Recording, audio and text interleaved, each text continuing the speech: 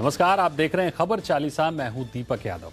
खबर चालीसा यानी ऐसा बुलेटिन जहां एक जगह आपको मिलती हैं दिन भर की सारी खबरें फटाफट। शुरुआत होगी कारोबार की खबरों से, फिर राजनीति। बुलेटिन के दूसरे हिस्से में होंगी राज्यों की बड़ी अहम खबरें, स्पोर्ट्स, एंटरटेनमेंट के तड़के के साथ दुनिया जहान का हाल। तो शुरू करते हैं आज की खबर चालीसा। बाजार में आज का दिन मंगलमय रहा। सेंसेक्स और निफ्टी आज फिर नई ऊंचाई पर बंद हुए। आज लगातार तीसरा दिन है जब सेंसेक्स और निफ्टी रिकॉर्ड ऊंचाई पर बंद हुए हैं। प्राइवेट बैंक्स, कंज्यूमर गुड्स और सर्विस कंपनियों में खरीदारी से तेजी को सपोर्ट मिला। निफ्टी के स्मॉल कैप इंडेक्स ने भी आज 9,811 का नया ऑल टाइम हाई बनाया। निफ्टी का mid cap index all time high से सिर्फ 40 अंक पीछे रह गया। कारोबार के अंत में सेंसेक्स 222 अंक की बढ़त के साथ 52,773 के स्तर पर बंद हुआ। वहीं निफ्टी 57 अंक की मजबूती के साथ 15,869 के स्तर पर बंद हुआ। घरेलू बाजार में आज चौतरफा खरीदारी हुई। सेंसेक्स और निफ्टी के साथ साथ मिड और स्मॉल कैप इंडेक्स में भी मजबूती रही। आज बैंकिंग शेयरों में जोरदार खरीदारी से बाजार को सपोर्ट मिला। तेजी को आरआईएल जैसे दिग्गज शेयरों में खरीदारी का भी सपोर्ट मिला।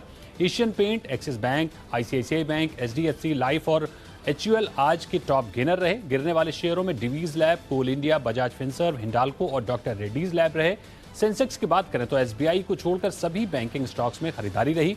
सेंसेक्स पर आज 15 स्टॉक्स बढ़त के साथ बंद हुए, जबकि बाकी 15 स्टॉक्स गिरावट के साथ बंद हुए। श्याम मेटालिक्स के आईपीओ को शानदार रिस्पांस मिला है। आज दूसरे दिन कंपनी का आईपीओ 3.5 गुना से ज्यादा भर गया है। कंपनी ने इसका प्राइस बैंड 303 से 306 रुपए प्रति शेयर तय किया है। जी बिजनेस के मैनेजिंग एडिटर अनिल सिंघवी ने इसमें बड़े लिस्टिंग गेन और लंबी अवधि के लिए निवेश करने की सलाह दी है। दूसरी ओर सोना बीएलडब्ल्यू प्रेसिजन का भी आईपीओ दूसरे दिन 27% भरा है। सोना बीएलडब्ल्यू प्रेसिजन के आईपीओ का प्राइस बैंड 285 से 291 रुपए है। जी बिजनेस के मैनेजिंग एडिटर अनिल सिंघवी ने सोना बीएलडब्ल्यू प्रेसिजन में 1 से 3 साल की अवधि के लिए पैसा लगाने की सलाह दी है। मई में भारत का एक्सपोर्ट सालाना आधार पर 69% बढ़कर 3,227 करोड़ डॉलर रहा। इसी दौरान देश का इंपोर्ट 73.6% बढ़कर 3,855 करोड़ डॉलर पर पहुंच गया है। इस तरह मई में सालाना आधार पर व्यापार घाटा 315 करोड़ डॉलर से बढ़कर 628 करोड़ डॉलर पर पहुंच गया है। मई में सालाना आधार पर ऑयल इंपोर्ट 171% बढ़कर 945 करोड़ डॉलर पर पहुंच गया। इस दौरान नॉन ऑयल इंपोर्ट 55% बढ़कर 2,910 करोड़ डॉलर रहा। मई में गोल्ड इंपोर्ट 7.6 करोड़ डॉलर से बढ़कर 68 करोड़ डॉलर रहा। कोवैक्सीन बनाने वाली कंपनी भारत बायोटेक ने अपनी वैक्सीन की ज्यादा कीमत को उचित ठहराया है। कंपनी ने एक बयान में यह भी कहा है कि भारत सरकार को कोवैक्सीन की सप्लाई की कीमत 150 रुपए प्रति डोज है, जो लंबे समय तक चल नहीं सकती। उसने कहा कि लागत को पूरी करने के लिए निजी बाजारों में ज्यादा कीमत की जरूरत है। आपको बता दें कि भारत में बनी इस वैक्सीन की सिंगल डोज की कीमत निजी अस्पताल में 1410 रुपए तक हो सकती है। दूसरी ओर कोविशील्ड 780 रुपए प्रति डोज और रूस की स्पुतनिक वी 1145 रुपए में उपलब्ध है। कोरोना के घटते मामलों और राज्यों में अनलॉक की प्रक्रिया शुरू होने का असर रोजगार पर दिखने लगा है।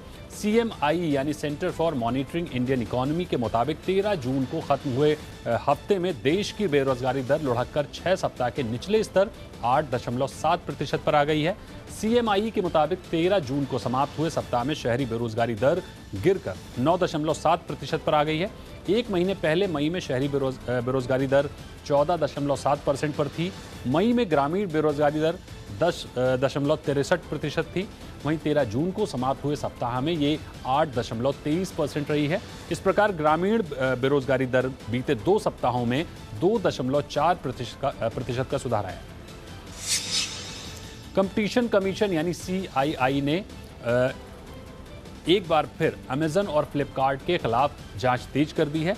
इन दोनों कंपनियों पर एंटी कॉम्पिटिटिव व्यवहार करने के आरोप हैं। जांच में तेजी ऐसे वक्त लाई जा रही है जब अमेरिका की बड़ी टेक्नोलॉजी कंपनियों पर डेटा की गोपनीयता भंग करने का आरोप लगा है। सीसीआई ने पिछले साल जनवरी में एक शिकायत के आधार पर जांच शुरू की थी। इसमें अमेजन और फ्लिपकार्ट पर आरोप लगाया गया था कि उन्होंने अपने ई-कॉमर्स प्लेटफॉर्म पर चुनिंदा सेलर्स को प्रमोट किया है। इसमें ज्यादा डिस्काउंट ने कंपटीशन को दबा दिया है। हालांकि कंपनियों ने ऐसे कोई भी गलत काम करने से इनकार किया। कोरोना महामारी की दूसरी लहर से देश में रिटेल सेल्स पर काफी बुरा असर पड़ा है। आरएआई यानी रिटेलर्स एसोसिएशन ऑफ इंडिया की ओर से कराए गए सर्वे के मुताबिक मई 2021 में खुदरा बिक्री मई 2019 के मुकाबले 79% गिर गई है। बिक्री में सबसे अधिक गिरावट पश्चिम और उत्तर भारत में रही। जहां मई 2021 में 2 साल पहले की तुलना में खुदरा बिक्री में 83% की गिरावट आई थी। आरएआई सर्वे के मुताबिक मई में अप्रैल 2021 की तुलना में बिक्री में अधिक गिरावट रही। मई 2021 में ब्यूटी, वेलनेस और पर्सनल केयर की बिक्री में सबसे अधिक गिरावट आई। इनकी बिक्री मई 2019 की तुलना में 87% तक कम हो गई। इसके बाद सबसे अधिक गिरावट फुटवेयर में रही, जिसकी बिक्री 86% कम हो गई। एचडीएफसी बैंक के मोबाइल बैंकिंग और पंजाब नेशनल बैंक के नेट बैंकिंग में आज तकनीकी दिक्कतें आ गईं। एचडीएफसी बैंक ने कहा कि उसने मोबाइल बैंकिंग ऐप में दिक्कत आने के बारे में ग्राहकों को बता दिया है। उसने कहा कि इन दिक्कतों को प्राथमिकता आधार पर दूर करने की कोशिश की जा रही है। बैंक ने ग्राहकों को तब तक के लिए नेट बैंकिंग का इस्तेमाल करने की सलाह दी है। पीएनबी ने ग्राहकों के लिए जारी अलर्ट में बताया है कि तकनीकी कारणों की वजह से उसके इंटरनेट बैंकिंग में दिक्कतें आ रही हैं। दरअसल कुछ ग्राहकों ने पीएनबी के ऑनलाइन बैंकिंग में दिक्कत आने की बात ट्विटर के जरिए सामने रखी। कोरोना महामारी के चलते भले ही दुनिया की इकोनॉमी ऊपर नीचे हो रही हो, लेकिन इस महामारी के बावजूद भारत की वित्तीय संपत्ति 2015 से 2020 के बीच सालाना 11% की दर से बढ़ी है। इस वजह से 2020 में इंडियन इकोनॉमी 3.4 ट्रिलियन डॉलर की हो गई। ये दावा बोस्टन कंसल्टिंग ग्रुप की रिपोर्ट में किया गया है। बीसीजी रिपोर्ट में कहा गया है कि वर्ष 2021 में इससे भारत की दौलत सालाना 10% बढ़ने की उम्मीद है, जिससे वर्ष 2025 तक भारत 5.5 ट्रिलियन डॉलर वाली अर्थव्यवस्था बन जाएगा। इस रिपोर्ट में कहा गया है कि कोरोना के कारण आए इस फाइनेंशियल क्राइसिस के बावजूद अगले 5 साल तक तेजी से भारत की संपत्ति और समृद्धि में बढ़ोतरी होगी। लोक जनशक्ति पार्टी में मचे घमासान के बाद चिराग पासवान को संसदीय दल के नेता के साथ राष्ट्रीय अध्यक्ष के पद से हटा दिया गया है। चाचा पशुपति कुमार पारस समर्थित नेताओं ने एलजेपी संविधान का हवाला देते हुए चिराग को राष्ट्रीय अध्यक्ष पद से हटाया। खबर है कि 20 जून को पशुपति पारस के राष्ट्रीय अध्यक्ष की जिम्मेदारी भी संभाल लेंगे। वहीं चिराग ने पार्टी की राष्ट्रीय कार्यकारिणी की बैठक बुलाई है। पटना में चिराग समर्थकों ने पशुपति पारस के खिलाफ नारेबाजी और हंगामा किया है। चिराग के समर्थकों ने पशुपति पारस समेत 5 सांसदों और नीतीश कुमार की तस्वीर भी जलाई है। चिराग के समर्थकों का आरोप है कि नीतीश कुमार ने एलजेपी में टूट कराई। उत्तर प्रदेश की सियासत में एक बार फिर से दिलचस्प मोड़ आने शुरू हो गए हैं। समाजवादी पार्टी के सुप्रीमो अखिलेश यादव ने बीएसपी के सभी बागी विधायकों से मुलाकात कर आगामी विधानसभा चुनाव पर घंटों तक चर्चा की। खबर है कि बीएसपी के बागी विधायक जल्द ही सपा का दामन थामकर आगामी विधानसभा चुनाव लड़ सकते हैं। अखिलेश यादव से मुलाकात करने पर विधायक असलम राइनी ने कहा कि हम तो किसी भी नेता से मिल सकते हैं। पहले भी निलंबित 9 विधायक अखिलेश यादव से मिले थे और आज भी मिले हैं। उत्तर प्रदेश के अगले साल फरवरी-मार्च में विधानसभा चुनाव हो सकते हैं। आपको बता दें, साल 2017 के चुनाव में बीजेपी ने राज्य की 403 में से 312 सीटों पर जीत दर्ज की थी। सपा ने 47 और कांग्रेस ने 7 सीटें जीती थी। मायावती की बीएसपी 19 सीटें जीतने में कामयाब रही थी। राजस्थान की राजनीति में फिर से सीएम अशोक गहलोत और सचिन पायलट के बीच विवाद थमता नहीं दिख रहा है। इस बार विवाद कैबिनेट में फेरबदल को लेकर हो रहा है, लेकिन मुख्यमंत्री अशोक गहलोत की ओर से भेजे गए दूत ने कहा कि अगले 2 महीने तक सीएम ना तो किसी से मुलाकात करेंगे और ना ही मंत्रिमंडल में कोई फेरबदल होगा। पायलट गुट छोड़कर गहलोत गुट में शामिल हुए विधायक भंवर लाल शर्मा ने कहा है कि कोरोना के वक्त मंत्रिमंडल में विस्तार की बात नहीं करनी चाहिए, लेकिन सचिन पायलट लगातार मंत्रिमंडल में फेरबदल की मांग कर रहे हैं। बीते 4 दिनों से दिल्ली में बैठे पूर्व डिप्टी सीएम सचिन पायलट ने कि आज जयपुर पहुंचने की संभावनाएं जताई जा रही हैं। सूत्रों का कहना है कि सचिन पायलट की प्रियंका गांधी से मुलाकात नहीं हो सकी। ऐसा इसलिए क्योंकि प्रियंका शिमला में है। पंजाब में अगले साल विधानसभा चुनाव होना है और राज्य में राजनीतिक गतिविधियां भी तेज हो गई हैं। आज इसी कड़ी में अकाली दल और बहुजन समाज पार्टी के कार्यकर्ताओं ने मुख्यमंत्री कैप्टन अमरिंदर सिंह के आवास के बाहर प्रदर्शन किया।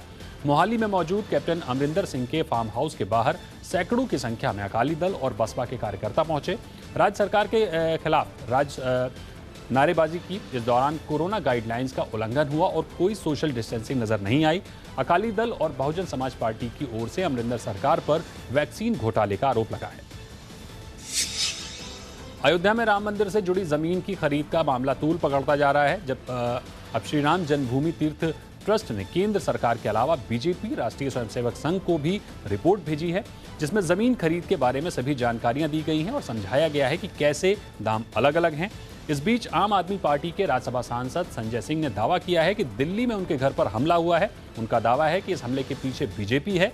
वहीं राम जन्मभूमि तीर्थ क्षेत्र ट्रस्ट के महासचिव चंपत राय ने एक बार फिर भ्रष्टाचार के आरोपों को बेबुनियाद और भ्रम फैलाने वाला बताया। दुर्भाग्यपूर्ण ये है, आरोप लगाने वाले व्यक्तियों ने आरोप लगाने के पहले ट्रस्ट के पदाधिकारियों से किसी प्रकार की कोई संपर्क करके तथ्यों की जानकारी नहीं ली और बोल दिया। समाज को उन्होंने भ्रमित किया है, गुमराह किया है। समाज बंधुओं से मेरा निवेदन है कि हम किसी प्रकार भ्रमित ना हो, आत्मविश्वास बनाए रखें और मंदिर को अच्छे से अच्छा बनाने में समय सीमा के अंदर निर्विघ्न रूप से पूर्ण करने में सहयोग प्रदान करें।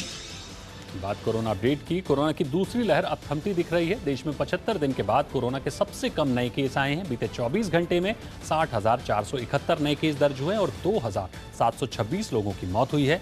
बीते एक दिन में 1,17,000 से ज्यादा लोग ठीक भी हुए हैं। देश में संक्रमण से रिकवरी रेट करीब 96% पहुंच चुका है और संक्रमण दर लगातार 8वें दिन 5% से नीचे है। फिलहाल देश में कोरोना के एक्टिव केस की संख्या 9 लाख के करीब है। वहीं वैक्सीनेशन महाअभियान के तहत बीते 24 घंटे में करीब 39 लाख लोगों का टीकाकरण हुआ है। अब तक देश भर में करीब 26 करोड़ लोगों का टीकाकरण हो चुका है। बिहार में कोरोना के मामले कम होने के बाद अब लोगों को धीरे धीरे लॉकडाउन से राहत मिलने लगी है। मुख्यमंत्री नीतीश कुमार ने राज्य में कोरोना प्रतिबंधों को 16 जून से 22 जून तक एक हफ्ते के लिए ढील देने का ऐलान किया है। फिलहाल राज्य में नाइट कर्फ्यू रात 8 बजे से सुबह 5 बजे तक जारी रहेगा। नई गाइडलाइन के मुताबिक बिहार में दुकानें शाम के 6 बजे तक खुली रहेंगी। वहीं सरकारी और गैर सरकारी कार्यालयों को शाम 5 बजे तक खोलने की अनुमति है। मुख्यमंत्री नीतीश कुमार ने क्राइसिस मैनेजमेंट ग्रुप के साथ बैठक करने के बाद ये फैसला लिया है। बिहार में लगातार कोरोना संक्रमित मरीजों की घटती संख्या को देखते हुए अनलॉक 2 में कुछ छूटें दी गई हैं। यूपी सरकार ने 21 जून से कोरोना कर्फ्यू में ढील देने का ऐलान किया है। नए प्रोटोकॉल के तहत कोरोना कर्फ्यू रात 9 बजे से अगले दिन सुबह 7 बजे तक रहेगा। राज्य में रेस्टोरेंट, मॉल को 50% क्षमता के साथ खोला जा सकेगा। इसी तरह पार्क और स्ट्रीट फूड के संचालन की भी अनुमति दी जाएगी। सीएम योगी आदित्यनाथ ने आज कोविड की उच्च स्तरीय बैठक में समीक्षा के दौरान ये निर्देश जारी किए। कोरोना महामारी की तीसरी लहर की आशंका लगातार विशेषज्ञ और डॉक्टर्स जता रहे हैं। ऐसे में आयुष मंत्रालय ने बच्चों को लेकर नई गाइडलाइन जारी की है। गाइडलाइंस के मुताबिक अगर बच्चों को 4 से 5 दिन तक तेज बुखार हो रहे हैं, खाना कम खा रहे हैं, थका हुआ महसूस कर रहे हैं तो माता पिता को तुरंत डॉक्टर्स से सलाह लेनी चाहिए। गाइडलाइन में कहा गया है कि बच्चों को अक्सर अपने हाथ धोने चाहिए और बाहर जाते वक्त मास्क का इस्तेमाल करना चाहिए। आयुष मंत्रालय ने अपने सुझाव में कहा है कि 5 से 18 साल के बच्चों के लिए मास्क अनिवार्य है। 3 लेयर सूती कपड़े का मास्क बेहतर होगा। बच्चों को घर पर ही रखिए। बच्चों को यात्रा करने से बचाएं। भारत में पहली बार पाए गए कोरोना वायरस के डेल्टा वेरिएंट से संक्रमित लोगों के अस्पताल में पहुंचने की संख्या पिछले साल ब्रिटेन में मिले अल्फा वेरिएंट के मुकाबले 2 गुना से ज्यादा है। एक स्टडी में दावा किया गया है कि फाइजर, बायोनटेक और एस्ट्राजेनेका की वैक्सीन डेल्टा वेरिएंट के खिलाफ सुरक्षा प्रदान करते हैं। उन्होंने स्कॉटलैंड में किए गए अपने विस्तृत अध्ययन में पाया कि फाइजर बायोनटेक टीका शरीर में कोरोना वायरस से लड़ने के लिए बेहतर एंटीबॉडी तैयार करती है। सूचना और प्रौद्योगिकी मामलों पर संसदीय स्थायी समिति ने ट्विटर को 18 जून को पेश होने और अपने मंच के दुरुपयोग को रोकने पर अपने विचार रखने को कहा है। बैठक संसद परिसर में ही की जाएगी, जहां ट्विटर के प्रतिनिधियों, सूचना और प्रौद्योगिकी मंत्रालय के अधिकारियों और समिति के सदस्यों की उपस्थिति में नागरिकों के अधिकारों की सुरक्षा पर चर्चा की जाएगी, जिसमें लोकसभा और राज्यसभा दोनों के 31 सांसद शामिल होंगे। अफगानिस्तान, पाकिस्तान और बांग्लादेश से आए गैर मुस्लिम शरणार्थियों को भारत की नागरिकता देने के खिलाफ दायर याचिका पर सुनवाई 2 हफ्ते टल गई है। याचिकाकर्ता इंडियन यूनियन मुस्लिम लीग के वकील कपिल सिब्बल ने आज सुप्रीम कोर्ट से केंद्र के हलफनामे पर जवाब देने के लिए समय की मांग की। इसे कोर्ट ने मान लिया। केंद्र ने कहा कि इस प्रक्रिया को CAA से जोड़ना गलत है। नागरिकता के आवेदन 1955 के कानून के आधार पर लिए जा रहे हैं। IUML की इस याचिका में गुजरात, राजस्थान, छत्तीसगढ़, हरियाणा और पंजाब के 13 जिलों में रह रहे अफगानिस्तान, बांग्लादेश और पाकिस्तान के गैर मुस्लिमों से भारतीय नागरिकता के लिए आवेदन मंगाए संबंधी केंद्र की अधिसूचना को चुनौती दी गई है। गाजियाबाद में एक बुजुर्ग की पिटाई और दाढ़ी काटने के वायरल वीडियो को धार्मिक रंग देने की साजिश पर का पुलिस ने पर्दाफाश किया है। पीड़ित का दावा था कि उसने जबरन जय श्री राम के नारे लगवाए गए, लेकिन गाजियाबाद पुलिस ने इन दावों को गलत बताते हुए असली कहानी बताई। उसने साफ होता है कि साजिश कितनी बड़ी थी। पुलिस के अनुसार पीड़ित बुजुर्ग ताबीज बेचने का काम करते हैं। 5 जून को जिन आरोपियों ने बुजुर्ग की पिटाई की वो पहले से उनसे परिचित थे। आरोपी इस बात से नाराज थे क्योंकि बुजुर्ग के दिए गए ताबीज का उल्टा असर हो रहा था। पुलिस ने आरोपियों के नाम भी बताए। एंटीलिया केस और मनसुख हिरेन की हत्या के मामले में एनआईए ने 2 आरोपियों को गिरफ्तार किया है। पकड़े गए आरोपियों का नाम संतोष शेलार और आनंद जाधव है। दोनों आरोपियों को कोर्ट ने 21 जून तक एनआईए की कस्टडी में भेज दिया है। आनंद को महाराष्ट्र लातूर जिले से गिरफ्तार किया। आनंद की भूमिका जिलेटिन मामले में बताई जा रही है। एनआईए ने अब तक इस मामले में 5 लोगों को गिरफ्तार किया है, जिसमें पूर्व पुलिस अधिकारी सचिन वाजे, सुनील माने, रियाजुद्दीन काजी, विनायक शिंदे और क्रिकेट बुकी नरेश गौर का नाम है। कोरोना के घटते मामलों के बीच रेलवे भी यात्रियों के लिए तोहफा लेकर हाजिर है। भारतीय रेलवे ने यूनिफाइड पेमेंट्स इंटरफेस यानी यूपीआई के जरिए ट्रेन टिकट के पेमेंट करने वालों को 5% का डिस्काउंट देने का फैसला किया है। यूपीआई के जरिए टिकट का पेमेंट करने पर आपको बेसिक किराए के कुल मूल्य पर 5% की छूट मिलेगी। रेल यात्री इस छूट का लाभ काउंटरों पर टिकट बुक करके प्राप्त कर सकते हैं, न कि ऑनलाइन टिकट बुक करके। काउंटर के माध्यम से टिकट बुक करते समय यूपीआई भीम को भुगतान विकल्प के रूप में भी स्वीकार किया जाता है। एक टिकट पर अधिकतम 50 रुपए तक की छूट मिलेगी और टिकट की कीमत 100 रुपए से अधिक होनी चाहिए। कंगना रनौत एक बार फिर बॉम्बे हाईकोर्ट पहुंच गई हैं। इस बार मामला पासपोर्ट के रिन्यूअल का है। दरअसल कंगना के नाम बांद्रा पुलिस स्टेशन में एफआईआर दर्ज है, जिसमें उनके नफरत भरे ट्वीट और देशद्रोह को आधार बनाया गया था। अब उन्हें एक फिल्म की शूटिंग के लिए बुडापेस्ट जाना है, लेकिन पासपोर्ट विभाग ने इसी एफआईआर के कारण उनके पासपोर्ट को रिन्यू करने पर आपत्ति जाहिर की है। कंगना ने कोर्ट को दिए अपने आवेदन में कहा है कि वो एक एक्ट्रेस हैं और इसलिए प्रोफेशनल कमिटमेंट के चलते उन्हें देश विदेश के जाना पड़ता है शूट करने के लिए। अक्षय कुमार की अपकमिंग फिल्म बेल बॉटम की नई रिलीज डेट की अनाउंसमेंट कर दी गई है। अक्षय ने खुद सोशल मीडिया पर फिल्म का 13 सेकंड का एक टीजर शेयर किया और रिलीज डेट की घोषणा की। साथ ही उन्होंने पोस्ट में यह भी बताया है कि बेल बॉटम ओटीटी प्लेटफॉर्म पर नहीं बल्कि सिनेमा घरों में ही रिलीज होगी। बता दें कि कई मीडिया रिपोर्ट्स में दावा किया गया था कि कोरोना महामारी के कारण मेकर्स फिल्म को ओटीटी प्लेटफॉर्म पर ही रिलीज करने की प्लानिंग कर रहे हैं। Naagin 3 fame actor Pearl V Puri को जमानत मिल गई है। वे पिछले 11 दिन से पुलिस की हिरासत में थे। पीड़ित लड़की के पिता ने पर्ल पर लड़की से रेप का आरोप लगाते हुए उनके खिलाफ शिकायत दर्ज कराई थी। पर्ल को जमानत मिलने की खबर उनके वकील राजीव सामंत ने शेयर की है। बता दें कि पर्ल को पॉक्सो के तहत 4 जून को गिरफ्तार किया गया था। इससे पहले 2 बार पर्ल की जमानत याचिका दायर की थी, जो खारिज की जा चुकी थी। फरहान अख्तर स्टारर फिल्म तूफान डिजिटल प्लेटफॉर्म पर रिलीज के लिए तैयार है। सूत्रों की माने तो मेकर्स अगले महीने से इस स्पोर्ट ड्रामा को अमेजॉन प्राइम पर रिलीज करेंगे। 16 जून को फरहान अख्तर इस बात की घोषणा अपने सोशल मीडिया पेज पर करेंगे। पहले एक फिल्म 21 मई को डिजिटली रिलीज होने वाली थी, लेकिन कोरोना महामारी की वजह से इसे आगे बढ़ा दिया गया। अब इसे 16 जून को रिलीज किया जाएगा। राकेश ओम प्रकाश मेहरा के निर्देशन में बनी इस फिल्म में फरहान एक बॉक्सर की भूमिका में दिखेंगे। फिल्म में मृणाल ठाकुर, परेश रावल और विजय राज भी अहम किरदार में नजर आएंगे। हाल ही में ऐसी खबर आई थी कि शाहिद कपूर सुजय घोष के निर्देशन में बनने वाली एक फिल्म में काम करेंगे। ताज़ा रिपोर्ट्स की माने तो अब मेकर्स ने फिल्म में लीड एक्ट्रेस के लिए बुलबुल फेम तृप्ति डिमरी को अप्रोच किया है। ये पहला मौका होगा जब तृप्ति शाहिद और सुजोय के साथ काम करेंगी। अभी तक फिल्म को लेकर कोई आधिकारिक स्टेटमेंट सामने नहीं आया है, लेकिन माना जा रहा है कि सितंबर में इसकी शूटिंग शुरू हो जाएगी। तृप्ति के अन्य प्रोजेक्ट की बात करें तो उन्हें रणबीर कपूर स्टारर एनिमल में भी देखा जाएगा। भारत के खिलाफ इंग्लैंड के साउथहैम्पटन में 18 से 22 जून तक होने वाले वर्ल्ड टेस्ट चैंपियनशिप फाइनल के लिए न्यूजीलैंड ने 15 मेंबर्स की टीम घोषित कर दी है। न्यूजीलैंड के मैनेजमेंट ने बताया है कि कप्तान केन विलियमसन और विकेटकीपर बल्लेबाज टिम साउदी फिट हो चुके हैं। ये दोनों खिलाड़ी इंग्लैंड के खिलाफ 2 टेस्ट मैचों की सीरीज के दूसरे मुकाबले में नहीं खेले थे। एक अन्य विकेटकीपर बल्लेबाज टॉम ब्लेंडेल को भी टीम में रखा गया है। उन्हें बॉटलिंग के कवर के तौर पर शामिल किया गया है। भारत और न्यूजीलैंड के बीच 18 से 22 जून तक वर्ल्ड टेस्ट चैंपियनशिप का फाइनल मुकाबला खेला जाना है। इंटरनेशनल क्रिकेट काउंसिल ने घोषणा की है कि चैंपियन बनने वाली टीम को करीब 11 करोड़ 71 लाख की इनामी राशि मिलेगी। वहीं फाइनल में हारने वाली टीम को $8 लाख यानी करीब 5 करोड़ 85 लाख रुपए दिए जाएंगे। चैंपियन टीम को इनामी राशि के साथ साथ टेस्ट चैंपियनशिप गदा भी मिलेगी। आईसीसी ने कहा है कि अगर मैच ड्रॉ रहता है या बारिश के कारण खेल संभव नहीं हो पाता है तो दोनों टीमों को 12-12 लाख डॉलर मिलेंगे।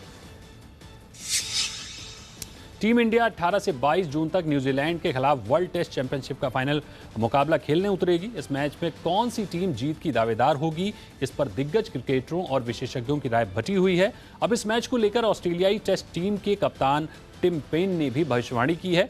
पेन ने कहा है कि भारतीय टीम अगर अपने सर्वश्रेष्ठ खेल के आसपास भी पहुंच पाई तो वो फाइनल मुकाबले में जीत की दावेदार होगी। पेन ने कहा कि भारत ने ऑस्ट्रेलिया में दमदार खेल दिखाया था और टीम के पास उस प्रदर्शन को दोहराने की काबिलियत है। यूरो कप में पहले मुकाबले में चेक रिपब्लिक में स्कॉटलैंड को 2-0 से हरा दिया। मैच के दोनों गोल पैट्रिक चिक ने दागे। ग्लासगो के हैम्पडेन पार्क में खेले गए इस मैच में चिक ने 42वें मिनट में 52वें मिनट में गोल दागा और अपनी टीम को जीत दिलाई। चिक ने दूसरा गोल 49.7 यार्ड से दागा, जो कि इस टूर्नामेंट का सबसे लंबी दूरी से किया गया गोल भी है। इससे पहले ये रिकॉर्ड जर्मनी के मिडफील्डर टोस्टन फ्रिंक्स का था। साउथ अमेरिकन फुटबॉल कॉन्फेडरेशन के फुटबॉल टूर्नामेंट कोपा अमेरिका में कोरोना का कहर बरपा है। 31 खिलाड़ियों और अधिकारियों सहित 10 होटल कर्मचारी कोरोना संक्रमित पाए गए हैं। इस बार कोपा अमेरिका ब्राजील में 13 जून से आयोजित की जा रही है। पहले इसकी मेजबानी अर्जेंटीना और कोलंबिया को संयुक्त रूप से सौंपी गई थी, लेकिन कोरोना के बढ़ते मामले की वजह से इन दोनों आयोजन से हटने का फैसला लिया, जिसके बाद टूर्नामेंट शुरू होने से 13 दिन पहले इसकी मेजबानी ब्राजील को सौंपी गई। ब्रिटेन और ऑस्ट्रेलिया के बीच फ्री ट्रेड डील पर सहमति बन गई है। ब्रिटेन के यूरोपियन यूनियन से अलग होने के बाद किसी भी देश के साथ ये पहली बड़ी डील है। ब्रिटिश प्रधानमंत्री बोरिस जॉनसन ने इसकी औपचारिक घोषणा करते हुए डील को दोनों देशों के बीच रिश्तों की नई सुबह बताया। इससे पहले सोमवार देर रात लंदन में दोनों देश के प्रधानमंत्रियों के बीच मुलाकात हुई। लंबे समय से बातचीत के बाद अब सभी तरह के मुद्दों पर सहमति बनी है। पिछले हफ्ते हुई G7 की बैठक को भी इस डील के लिए अहम माना जा रहा है। G7 की बैठक में ऑस्ट्रेलिया के प्रधानमंत्री स्कॉट मॉरिसन अतिथि के रूप में शामिल हुए थे।